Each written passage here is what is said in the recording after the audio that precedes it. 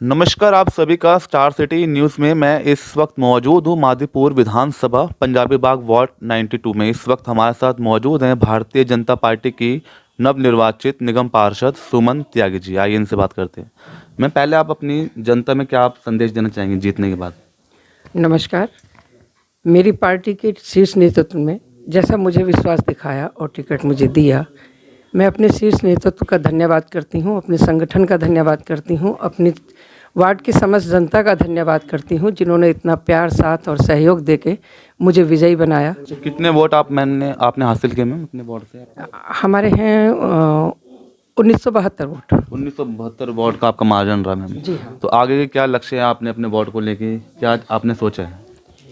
भाई, हम अपने वार्ड की सफाई पे पूरा ध्यान देंगे, पार्कों को डेवलप करेंगे और जो भी नाली हैं, सड़कें हैं, उन सब का निर्माण कराएंगे और जहाँ भी जो कार्य है उस कार्य को पूरा करेंगे। आपका मैं नाम जानना चाहूँगा सर। मेरा नाम भूपिंदर सिंह गिन्नी है और मैं दिल्ली से गुरुद्वारा प्रबंधक कमेटी का मेंबर हूँ। ओके। तो सर, दिल्ली एमसीडी चुनाव का जो भी नतीजा आया है 104 सीटों का, जिसमें सुमन त्यागी जी भी यहाँ से जीती हैं, क्या कहना चाहेंगे आप इस बारे में? सर, जो नतीजा आया वो बहुत ही ज़्यादा बेहतर आया। जो फर्जीवाल है केजरीवाल, उसके जो ढकोंसले और फ्री चीज़ें बांटने की जो राजनीति है, ये साफ दिखा रहा है कि उसको लोगों ने सिरे से नकार दिया। 104 सीटें, बीजेपी की एक भी वोट जी सर। हिली नहीं। वोट बैंक वहीं का वहीं, बल्कि बीजेपी का वोट बैंक बढ़ गया। बिल्कुल।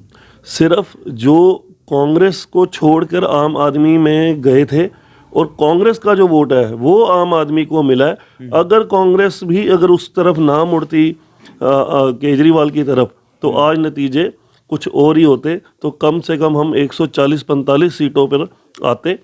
और अभी भी जो हमारा वोट बैंक है वो बड़ा ही है। गुजरात में भी आपने देखा कि केजरीवाल को सिरे से नकार दिया है और मुफ्त की जो राजनीति वो करता है। पंजाब में भी वो गया, लेकिन अब जो हिमाचल में भी आप देख रहे हो उसका जो बुरा हाल हुआ है, क्योंकि सिर्फ दिल्ली में और पंजाब में उसने लोगों को उसका इतना पता नहीं था। तो लोगों ने उसके झूठले और खोखले वादों पर 1000 रुपये महिलाओं को और फ्री बिजली, हर जगह उसका एक ही चैप्टर और एक ही एजेंडा रहा। लेकिन आपने देखा गुजरात के लोग जो बहुत सक्षम है, और ये दिल्ली वालों को भी आने वाले समय में समझ आ गई है, आएगी क्या, आ चुकी है। जितनी सीटें आप देख रहे हैं हमारी बीजेपी की आई हैं, तो सबको समझ आ चुका है जो फ्री की राजनीति अब और नहीं चलेगी। लोगों को काम करना पसंद है, उनको देश के यशस्वी प्रधानमंत्री नरेंद्र मोदी जी का काम पसंद है। पंजाबी बाग वार्ड 92 में अभी बेसिक क्या समस्या है, क्या हालात हैं? अभी तो प्रॉपर समस्या तो ऐसी कोई खास नहीं है, लेकिन एक सफाई तो डेली का हमारा काम है। आज सफाई होती है, कल को फिर कूड़ा होता है, वो हमारा काम है, हम जिम्मेदारी से वो अपना कार्य करेंगे। और कोई छोटी सी कोई अपील देना चाहेंगे आप सुमन जी, आप पब्लिक में? आप नहीं, पब्लिक का मैं बहुत बहुत धन्यवाद कर रही हूँ, उनका प्यार और साथ मुझे मिला। अब मेरी बारी है उनकी सेवा करने की।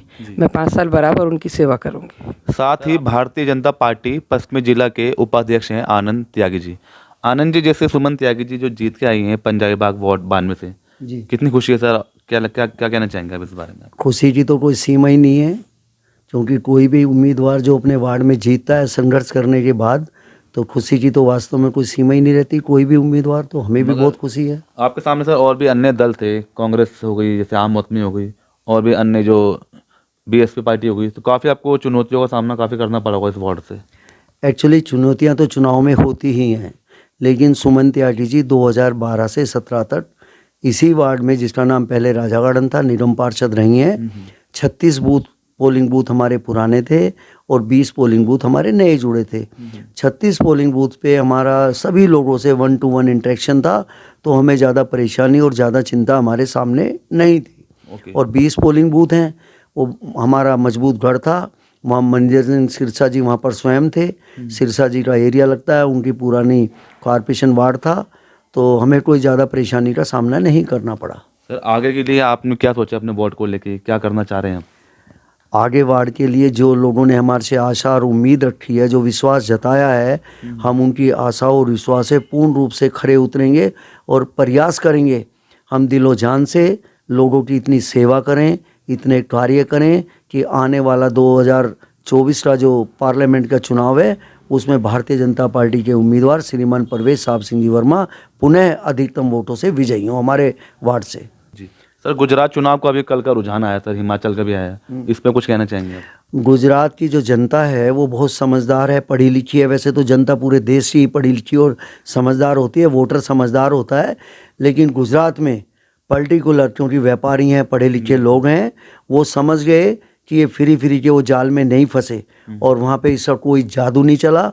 उन्होंने मुंह तोड़ जवाब दिया और देश के जो यशस्वी प्रधानमंत्री हैं वो गुजरात से हैं, होम मिनिस्टर जो हैं वो गुजरात से हैं। उन्होंने अपने पुराने कार्यकाल में जब सीएम रहे तब भी और वो प्रधानमंत्री हैं तब भी उन्होंने इतना विकास गुजरात का किया है, नई नई परियोजनाएं वहाँ पर लाए हैं, नई नई चीज़ें वहाँ पर बनाई हैं।